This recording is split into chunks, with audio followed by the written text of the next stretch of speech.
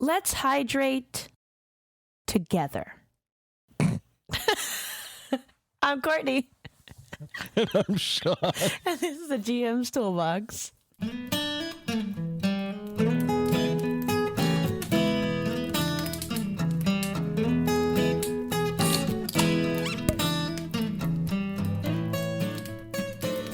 Well, hello there, and welcome back to yet another episode of a GM's Toolbox. I'm Courtney, she, they.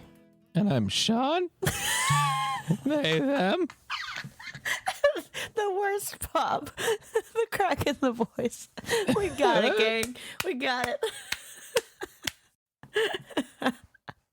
Oh boy. Oh boy. Oh boy. That was some good shit. And we're going to talk about self-care, because that's important. Specifically as a, game master, because that's what this podcast is about. Take care of yourself. Take fucking care of yourself. And I feel like the tips that we're going to talk about today might be obvious. And it's always nice to have a reminder, though. Exactly. And we've certainly said these things throughout our other episodes, but I thought it'd be great to have a specific episode dedicated to self-care, because I think a lot of times I'll see people writing about, people talking about, oh man, I'm really tired or my throat hurts after my 7-hour session. Why? What do you mean why? You just fucking talked for 7 hours. And, did a whole bunch of mental gymnastics to run a game for a bunch of people. Yeah. Why? Had to think about all bunch. You had to pull all of your knowledge of DMing forever in 3 hours. That's why you're tired. Yep. So we've broken it up into before, during, and after as far as taking care of yourself. And first up, what would you do before hydration station? What would I do before a hydration station? A lot of drugs. No. What would you do before? Yes. Before your game, make sure you have a hydration station set up. We just like saying hydration station. It's just it's good. Yeah, but make sure you have adequate vocal lubricant. We suggest having some water. we suggest, but hydration station, hydration station also reminds me of back when I used to do theater. Work. The before four. The before four. It's so for me, what I like to do is I like to have a cup of tea, and I make that 30 minutes before I start. That way, during my session, I can drink it. There have been times where I have made myself tea right before we started, and I couldn't have it until the middle of my session because it had to cool down. So, a great tip. Make your tea 30 minutes before. Yeah. And then I like to have some sort of tea with some honey in it, because honey soothes the throat. I also like to fill up my water bottle. I always have a gigantic water bottle, and I have various various containers where I record. I have it's a squishy water bottle that can fold up, but I never end up folding up because I just keep it sitting in here. But I have that always full of water for recording stuff. But I normally have that. I have tea and I have a big thing of water normally. What do you normally have, Sean? I usually have my Lot 2046 water bottle or some other large water bottle. Depending on what time of day it is, I might have coffee. For the last year, we've been playing very late my time because I'm 2 hours ahead of most of the friends that I play with. So I haven't been doing a lot of coffee. When I play at night, I do frequently have a beer or whatever, but I try not to drink too much while GMing, or honestly while playing. One, because I like to remember what the fuck I'm doing, and two, it dehydrates you. And so over time, talking dehydrates you, makes you thirsty, and if you're drinking alcohol, that doesn't really help your throat. So I find that I become scratchier when I play and drink booze. So I try not to do that as much anymore. These days I'm drinking a hell of a lot of seltzer just because I drink a hell of a lot of seltzer. I should, LaCroix sponsor me. I know, right? Like, sponsor us. I watched TikTok the other day that was like becoming sober and just buying an ungodly amount of bubbles. And it's okay because it would be like, I'm spending very little money on bubbles versus how much money I spent on booze. And I felt it. Like, like thinking about my fridge full of like 30 cans of LaCroix. Like, I felt it.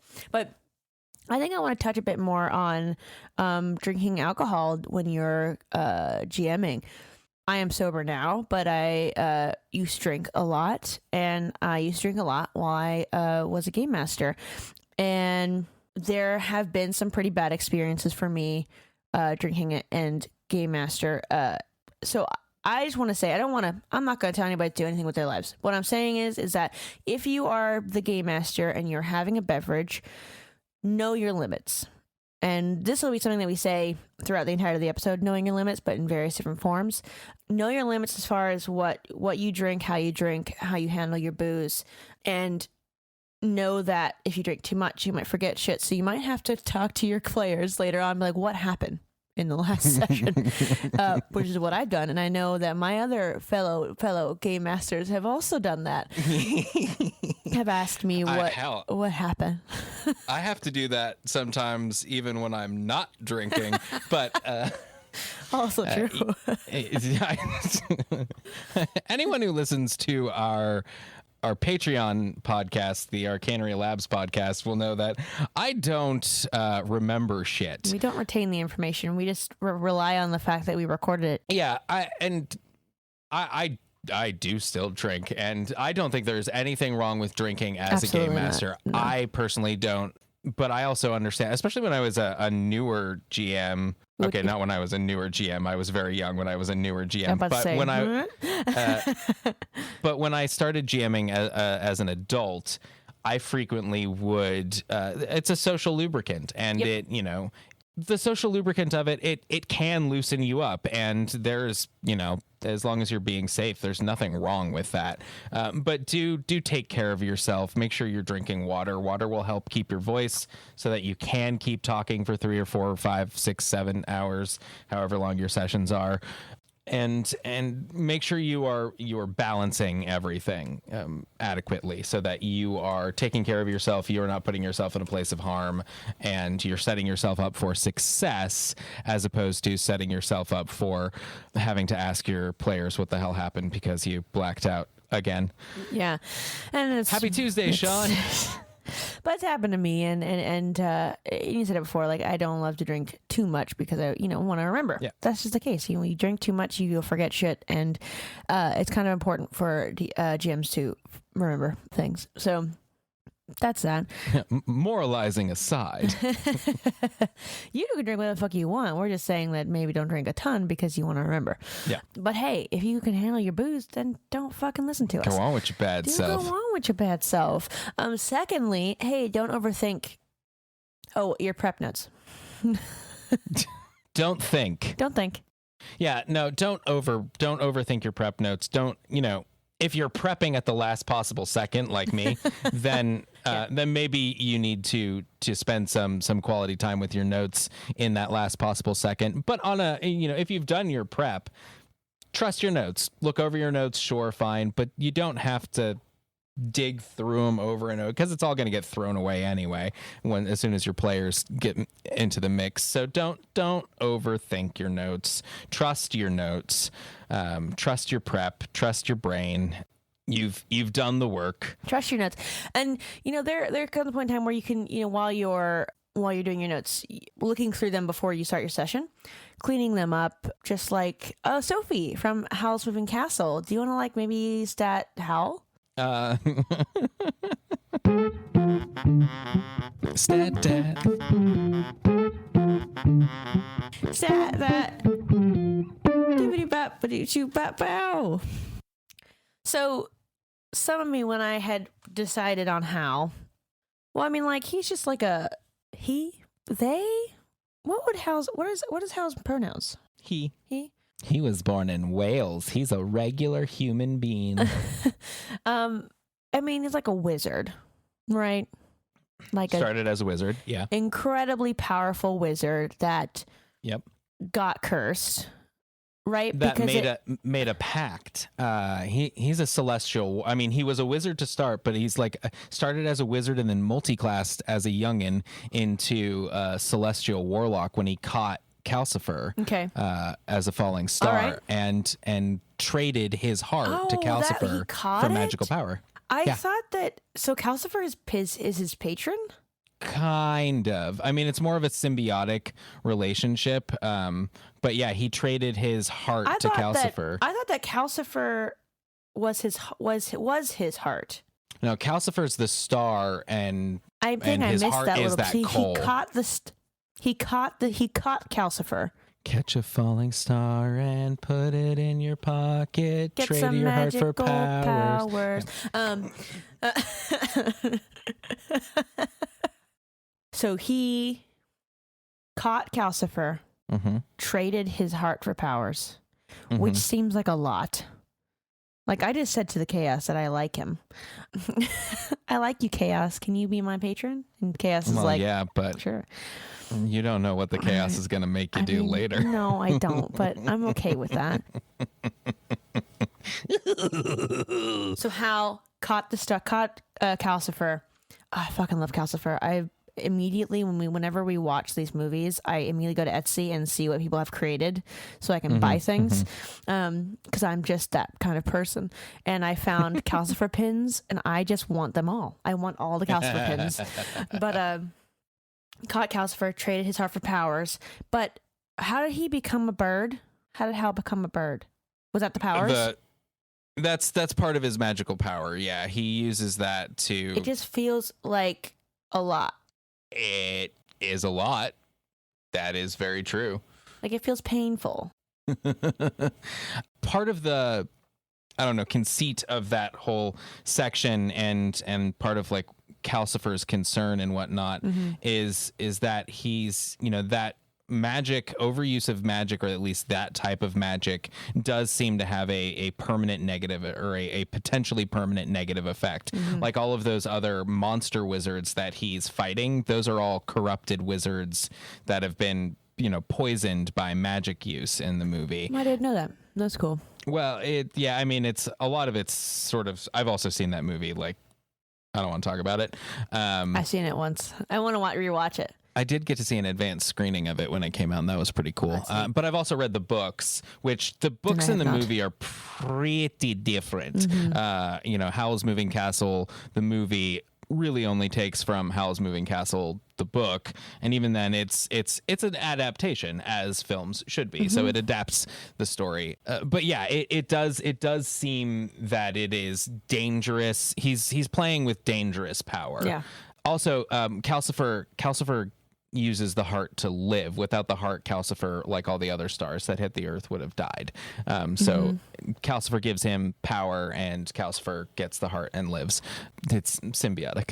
So I think for statting Hal, would his bird-like things just be a patron situation? I think what I want to do is I want to create a new spell with you. Because I feel like Hal is what you said. Celestial Warlock started off as a wizard, multi-classed into a Celestial Warlock when he caught Calcifer. That all makes absolute sense and is fucking cool. I think that the abilities, like him being able to fly and form into a bird, all things that came from Calcifer. I think that Howl's Moving Castle is connected with Calcifer, and without Calcifer, it wouldn't exist, right? But the door and the dial, I think that's a mixture of Howl and Calcifer.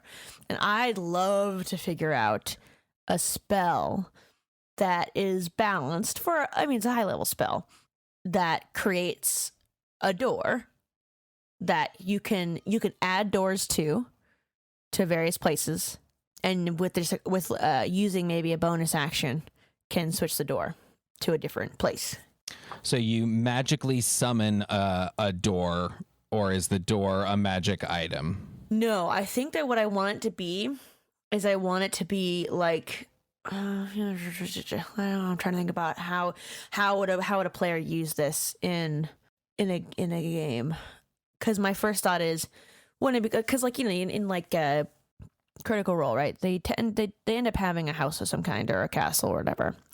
Castle Grayskull, except that disappeared because copyright, but you know. It's like creating a teleportation circle where you have to do it for a long period of time in order to make it.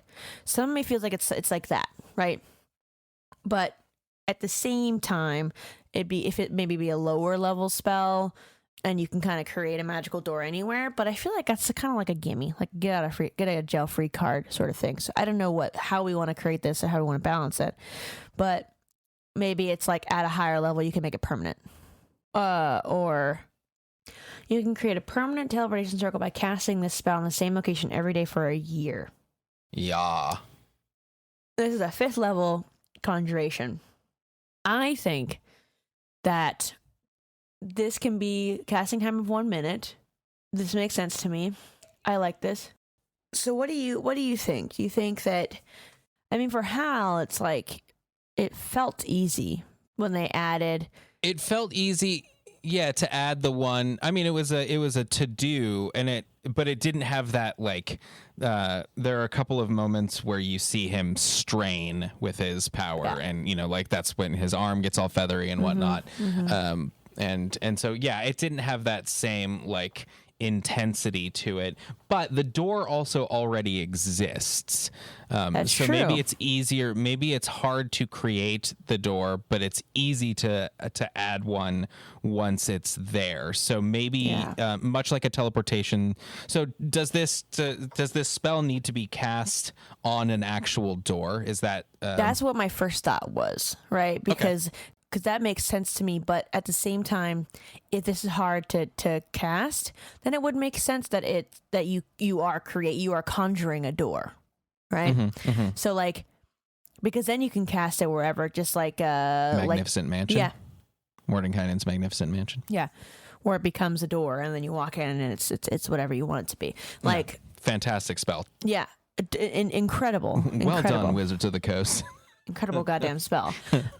I think that you should be able to conjure it anywhere. That sounds like a lot of fun. Yeah, I think that's really cool. So much like teleportation circle, then maybe it takes a lot to create, because we talked about it being hard to create the door in the first place. So you need a physical door to start with, like an anchoring point to start, and then you enchant this door. And it's difficult or requires, you know, a lot of expensive materials. It requires time, however it's difficult. But then once you have that anchor, you can conjure a door to that door much more easily. So whether it's like, you need an anchor. I like that a lot. You can then do like a 10-minute ritual or a spell with a 10-minute casting time too. That way you can't like use it as a get out of jail free card in the middle of combat. And then at like super high levels or whatever, if you upcast it, the casting time goes down for each whatever above, so that when you're like god tier wizard like Howl is, you can just snap your fucking fingers and there's your door. Yeah, so you can then conjure that door to get back to your anchor points, and then if you do that, you can repeat the ritual to create an anchor point door, much like Hal does, where he turns the door and it's suddenly goes to this house or whatever, or goes into that void, or goes to his, when in the movie is his childhood home. Yeah, and it goes to like empty, like vacated places, right? Which I thought was really fucking cool. Like when they were trying to find him, and all these police were like going to all the different doors that he has connected to, and it's all just like these run down locations. I was like, that's cool, and it makes sense to me. Like, that's so neat that like, and I really love the idea of the I mean, it's just turning into a review Howl's Moving Castle, but I love the idea of having like a little like remedy shop. Like, that was super cute. Yeah. Markle, his little apprentice with his fucking beard thing. And we when he was like, please don't leave, Sophie. Like, and Dan, both and I were like, aw, Markle. No, I love you. We're a family now. It's like, you are a family. But okay, so back to Hal. So we have the Celestial Warlock. One started off as a wizard, caught Calcifer, and became a Celestial Warlock.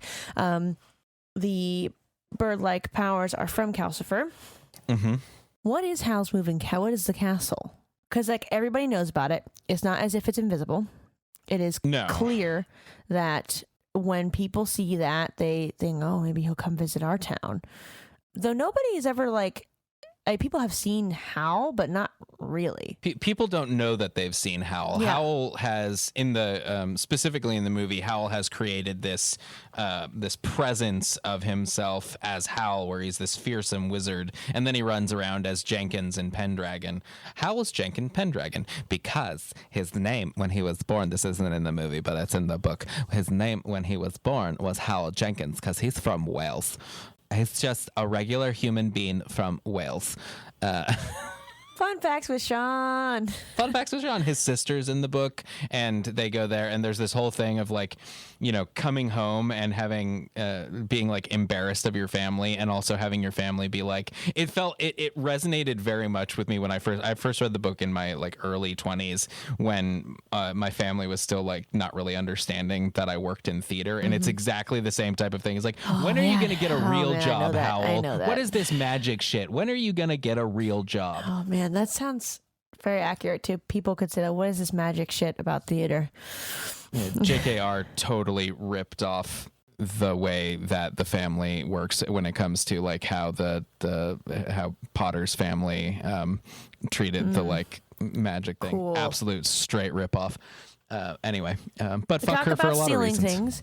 That's not the correct way of stealing things. That's not the correct way of stealing things. Don't be like J.K. Rowling. Just in many respects, in many ways. Cool.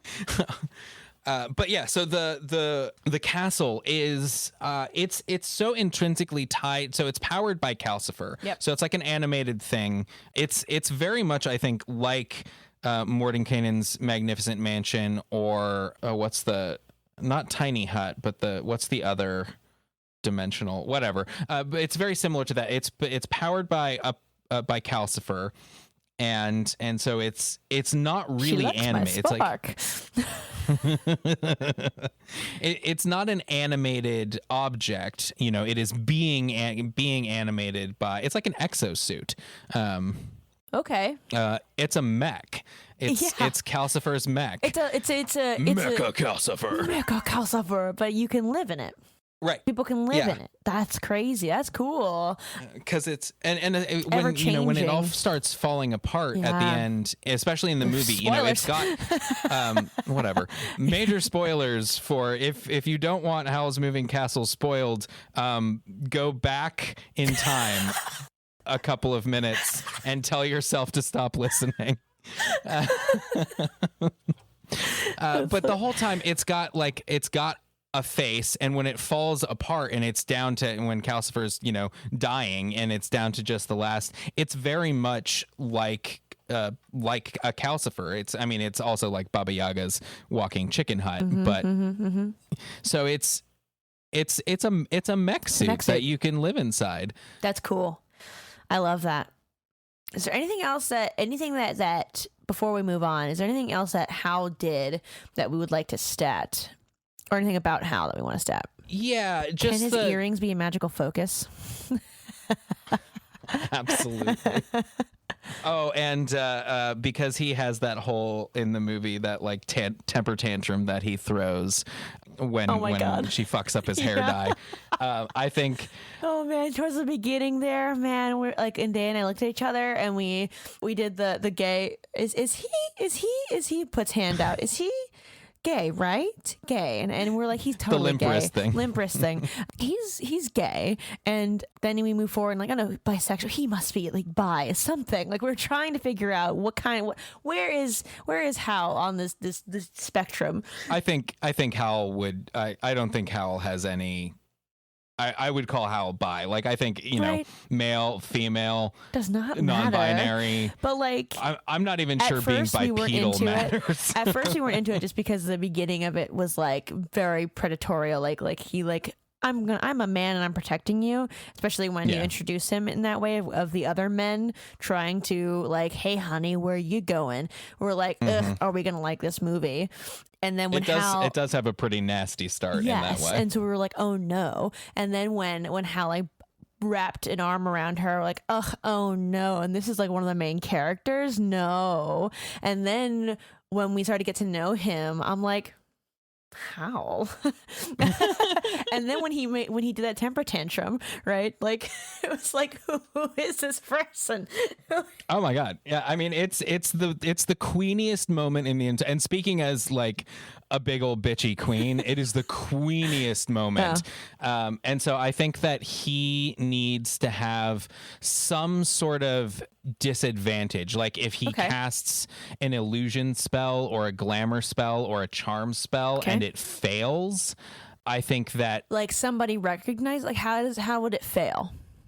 Well, I'm thinking like if someone sees through his glamour or if he attempts to cast some sort of charm spell, which I think he would have.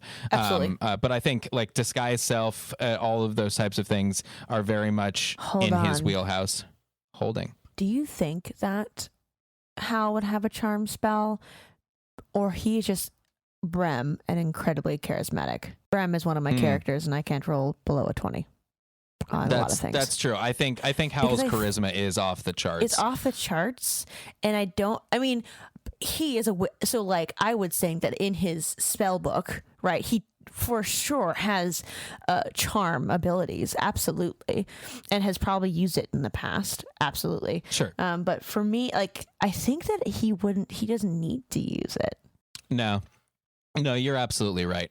But if there's got to be, so if someone sees through one of his illusions. I enjoy that. I think that makes sense because if we're talking about 5e, like a lot of times, like in minor illusion, right, it's got the investigation check against your spell DC, right? So if they see through, do you think like he continues on with his task and then like goes home and becomes a blob? Absolutely. And maybe if any spell of his fails, like if he makes an attack and it misses or anything like that, I would just give him straight up disadvantage on the next one as he just like throws a little fucking temper tantrum. So the first time a spell fails, the first time one of his spells fail in any like thing, he throws a temper tantrum and has disadvantage or lets off some wild magic. Maybe it's not disadvantage, but if a spell fails, some sort of temper tantrum, like that blob stuff, like he starts oozing. Ooh, okay. Stuff. Like we can do like a D4 chart of like 4 different things that could happen to Hal if something fails. Yeah, that's cool. Yeah. And one of them is turns into a blob and cannot take any reactions or something like that. Can't take reactions, but also like attacks against him are at disadvantage because he's hard to like get a hand on and whatnot. Cannot immune to grapple in this state. So there's that, and then when he casts powerful magic and starts to shift because he's slowly becoming poisoned by the fact that he's lost his heart, I think we need to have something that reflects that as well. I think those are two big parts of his character. Is there? Okay, so voluntarily he turns into the bird, but also involuntarily he turns into a bird. Why is it that he turns into a bird? I guess is something that I want to. Man, we are. This entire episode is going to be about how. I think maybe that's there. There needs to be check the stat block if I ever get around to making it. I have a while on this one, but check the stat block either on our Patreon page. Plug, I think that we're going to do. Yeah, we'll do before. Just a great stat block to have on our Patreon page that you'll be able to see, and then. Hey, sub to our become a patron, and you'll find a fancy stat block where we do a little bit of lore on Calcifer and what that relationship is and why the fact that he turns into a bird involuntarily. Yep. We'll stop Yep. there. I did not know that we would go into a whole thing, but I guess that makes sense. You're super into the movie, and I fucking loved it, so it makes sense. Let's move on to some more self care. All right, what do we do during our sessions? Once again, remember to drink water. I'm actually really, really bad about that. And it's better now that I'm drinking a lot of seltzer waters. I have far more incentive to hydrate when it's seltzer. Yep, absolutely. Speaking of, I'm going to drink some water. I am a big proponent of hydrating just generally. I carry around, I have my water bottle I bring around with me, all of my, it's my little water, well, actually it's a gigantic water bottle covered in stickers, but I carry that with me everywhere. And it's important to drink water to stay hydrated because you get headaches, and that's not fun if you're not hydrated, and get dizzy. And imagine doing Blood that. pressure gets low. Yeah, imagine doing that while you're also trying to think creatively. That's not fun. So keep hydrating. I'm a big proponent of other people drinking water. I'm really good at reminding other people to drink water. You want to do it too. You just forget. Oh yeah, no, but I'm really good at making sure other people drink water even when I don't. Yeah. But yeah, no, make sure you hydrate because honestly, just in life, and it doesn't have to be water. You can hydrate with other beverages, but water is the best. Water, seltzer. Trust me, you will be surprised at how much it will help your life, and specifically if you're GMing for extended periods of time. Like if you remember to keep drinking water, also it will force you to take a break in the middle, because at some point you're going to have to pee, and taking a break is something that we didn't put on this list, but I think what did you drink? Absolutely. It fits under know your limits as well. But like breaks are important. If you didn't have a good meal before the game, totally fine. But like have food, have something to get so that you don't, so that your blood sugar doesn't drop. Drink water, have snacks, take breaks. If anybody watches Dimension 20, which I'm assuming if you're listening to this, you probably also have watched Dimension 20, but they have really long record sessions for, at least at the beginning. Oh, they probably still do, but they have really long record sessions, and there are times when Brennan gets caught eating because he thinks that his players are going to do a little bit of role playing, but then they ask him questions, and so he has to, there's one point in time where he's like pulling a salami out of his mouth to like answer a question, and then tells us the audience, I thought they were going to do some role playing and I was going to get a little snack on, but apparently not. But it's important to keep hydrated and eat even. Yeah. And taking a break is a great way to do that. But check in with yourself. If when during your session, if you're feeling a little off, you should stop. Don't go any further. Understand that you need to start figuring out where your limits are. As a new game master, that's going to be a little difficult. It was very hard for me at first to figure out where the fuck my limits were, because I wanted to keep going. I wanted to keep the session going. I'm the one that is pushing this game forward. So I want to keep going. I don't want to disappoint. But at a certain point, you need to stop and figure out where you're at. For me, my limits where I figured out a good time is 3 hours. 3 hours a session is perfect for me. I do an hour and a half of gameplay. I have a 15-minute break, and I have another hour and a half of gameplay. Hour and a half ish of gameplay. Hour 15, I don't know, whatever. 3 hours ish of gameplay. The 15 minutes allows for me to use the restroom, re-up on my tea or my water, and grab a little snacky snack and get back to the game. And we often, there are times when we don't take breaks, but we often for our sessions currently, we'll take a little break. Normally it's because I have to deal with my kid. Well, right now, most of our sessions are 2 hours long just because of the time constraints that we are currently stuck working under for schedules and whatnot. Yeah. So with a 2 hour session, it's not as urgent to me to take a break, mostly because I've done so many like IATSE calls where you do 2 hours and then you take a 15. But I've also done so many equity shows where I get to call a break every 80 minutes. Anyway, none of that matters.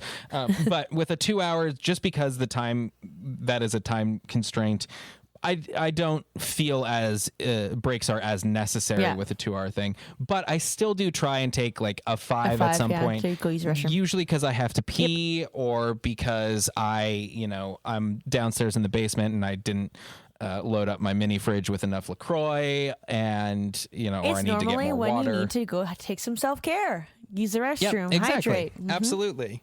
And I also try and check in, like you, Cam, just said that sometimes you have to go take care of your kids. So, you have to check in with your players as well and make sure that they don't need a break because, it's a collaborative thing. So, if you start to feel off, you have to make sure to stop, collaborate, and listen. Yeah. Yeah, absolutely. Stop, collaborate, and listen. And that was a big fucking roundabout setup just so I could make that one stupid joke. And the thing is, it's all true, but you're trying to make your sessions feel homey, make them feel at home. And you know what I feel like we should do? We should smell-o-vision what home is. Smell-o-vision, smell-o-vision, smell-o-vision, smell-o-vision.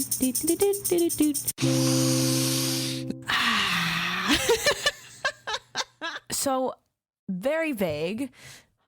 The opposite. Normally we do like pretty specific things, but I wanted to, because I feel like home is very different for everybody. What reminds you of home is so different depending on who you ask. So I'm looking at your face. It seems like you're trying to figure out what home is to you. Yeah.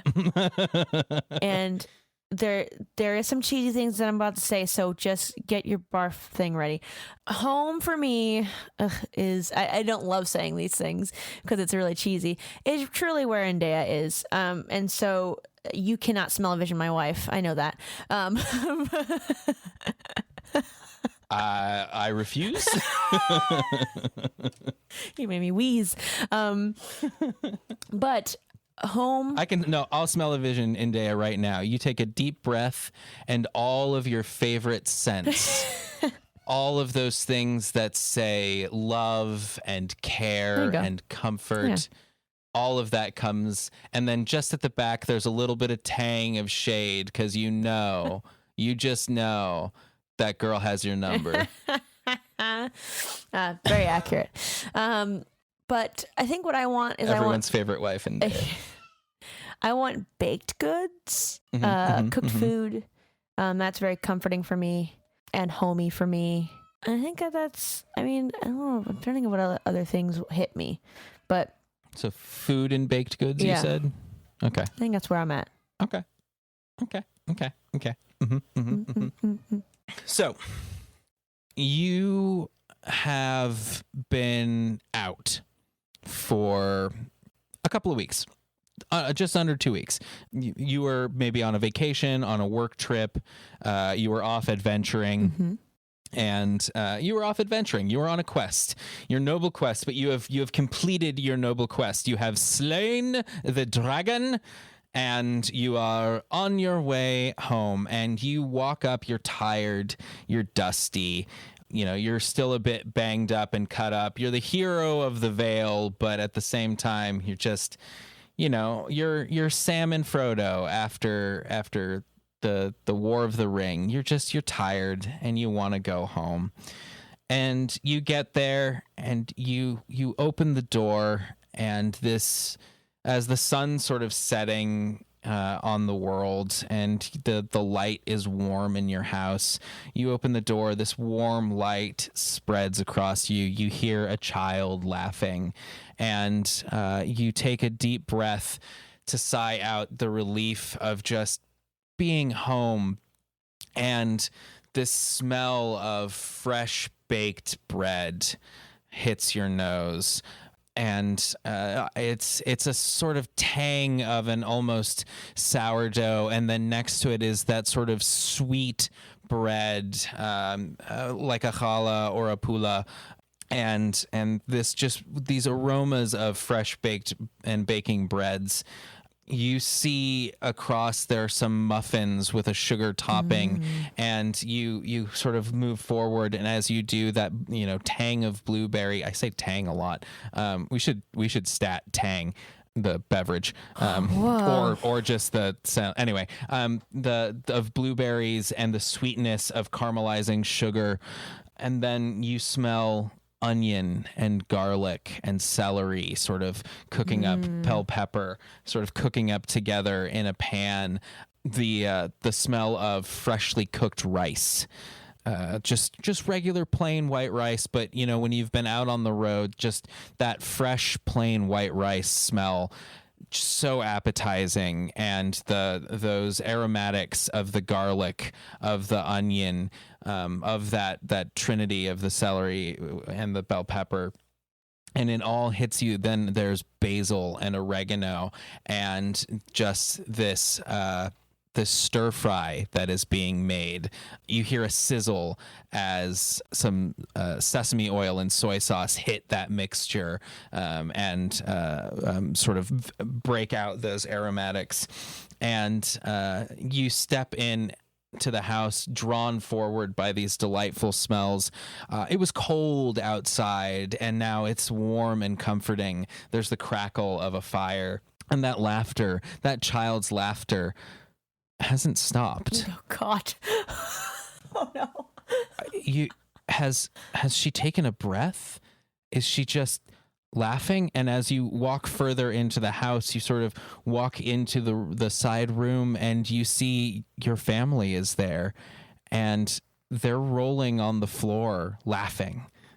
They can't stop laughing. You rush forward, you try and shake them, but they're just laughing nonstop. And then you see out of the corner of your eye some movement. You turn, and a shadow grows along the wall of your house and spreads its wings into that dragon that you thought you defeated. Only now it's a shade. Roll for initiative. Terrifying. Oh, Jesus Christ. Oh my gosh. That was good though. That's good. Now I'm hungry. Yeah, now I'm hungry. What to do afterwards? Trust in yourself. I think this is as far as self-care goes. Know that you did a good job. You came to the session, you had your notes, you ran that session, your players had a good time. You did a good job. Trust in yourself. You ran that session. Fucking ran that session. Yeah, and, absolutely. Yeah. No, honestly, showing up is hard. Oh, yeah, absolutely. Like, just in life, to do anything, that is a difficult step. Sometimes it doesn't feel like it, but it is, and it's an accomplishment in and of itself. Showing up and running a game, that is an accomplishment. That is a cool thing that you've done for yourself, and it is a cool thing that you've done for a group of people who are coming together to tell a story. Yep. And that is really cool, and you should take a moment to be proud that you made it through the session. Not every session is going to go swimmingly, but trust that the core of it was there, because trust me. No, it was. Not.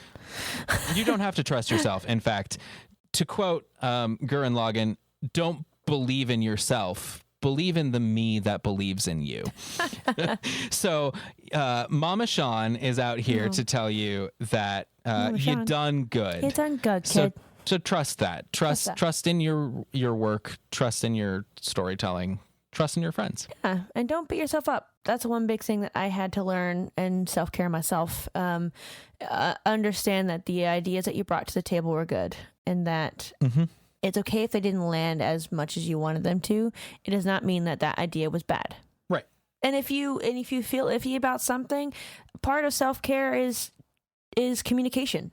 And so if you wanted to talk with your players about a certain thing that you didn't feel landed correctly, just ask your players.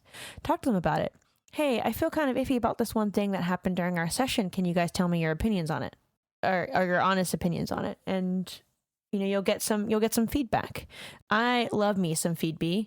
It's so great. I get it all the damn time. What? You like feedback?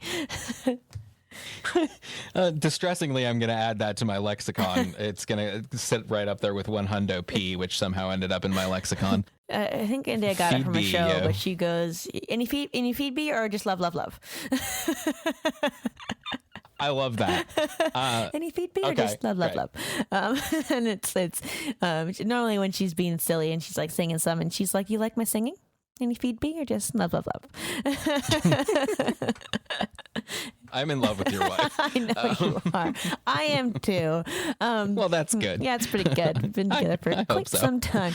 And lastly, celebrate your victories. I think that that this is one of your notes that you put in here, and I think it's incredibly important. Yeah.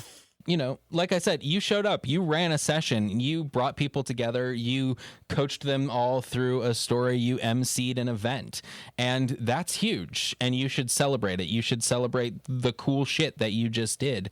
And when really cool things happen in the game, you should celebrate that too. Treat yourself to something.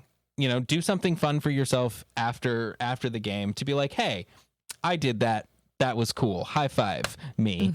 And it's really important, just like it's important to not overdwell on things that go wrong and not beat yourself up. It's equally important to make sure that you celebrate and take pride in when things go well. I truly believe that. Yeah, I think that's so awesome. I'm bad at it, but I believe it. I mean, self-care and understanding, you know, we're all learning, we're all growing, and there are parts of this self-care that we need to work on ourselves. Oh yeah. But full caveat to this entire episode. These are all great pieces of advice. All of them. They're fantastic. We should probably take some of our own advice. Yeah. Do we all the time? No. Nah. But we're trying. And we're going to celebrate that. And just like we're trying, we're going to see what the fuck the internet wants. What the fuck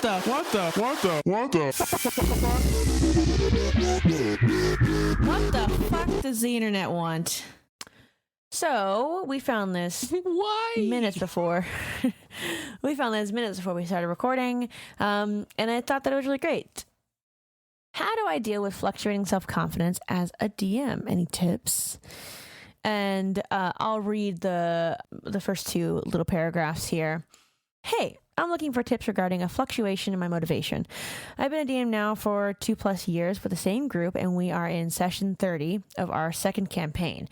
Both campaigns are completely homebrew. I notice that my self-confidence as a DM is fluctuating a lot.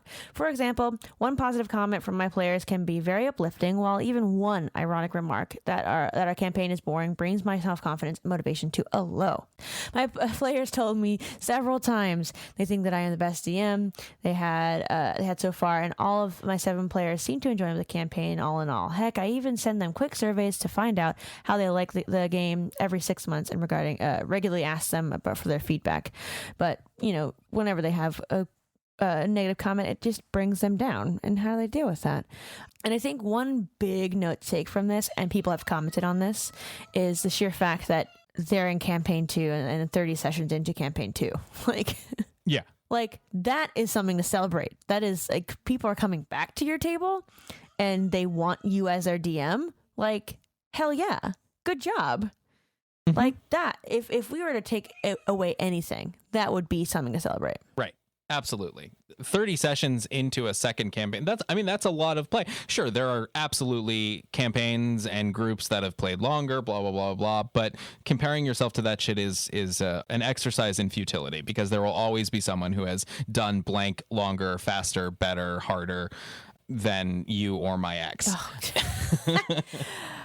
It's also really hard to not compare yourself. And it's something that I've been working on for the past couple of years now is trying super hard not to compare my progress, both in the Game Master world as well as life in general. It's just fucking hard to just not compare yourself.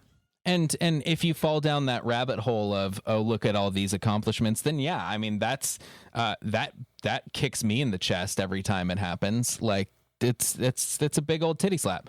It's not fun. It hurt. Very unexpected. But it does. It hurts when you fall down that rabbit hole of, look at what all of these people have done so much better than I do. And so, I try not to do that, but I'm not great at that. But celebrate your accomplishments, man. Like, 30 sessions into a second campaign, you finished a campaign, they came back for more, and you're 30 sessions in. That's, shit. Even if you're playing, if you're playing twice a week, that's still a huge amount of just actual real world time that has been dedicated to your game and to coming back and playing at your table. But your self-perception is a hard thing to mitigate, because trust me, if people are coming back, your players think you're awesome. And so your self-perception, your self-esteem, your mood, your eagerness to do these things, that's coming from inside. And I totally understand that is a hard thing to regulate. I come down hard on myself a lot, but I think something important to remember is that if they didn't like your game, they'd stop showing up. Yep. If they didn't like your content, they'd stop coming. And the fact that they don't means that at the very least you're doing something right. Yeah. Even if it's just being there and having the space, that's still something you're doing that's great and exciting. And some things that I do when I'm feeling down, I think this person in the thing, they check in with their players, and even that doesn't always help. But something I do is I go back over my old session notes, and I think about my victories. I try and celebrate my victories. I try and think back to what sessions went well, what ones were a lot of fun. How did I feel on that? And I check in with myself about that and remember that happens. It doesn't happen every time. Shit, it doesn't even happen most of the time that I walk away from a session going, yeah, that was awesome. That really doesn't. Most of the time it's okay, cool. That was fun. I had a good time. Yeah. But think back on those victories and remember that they happen more than, for your players, they happen more than you think they do. Absolutely. Sean, do you want to wrap us up? Yeah, sure. I can wrap us up.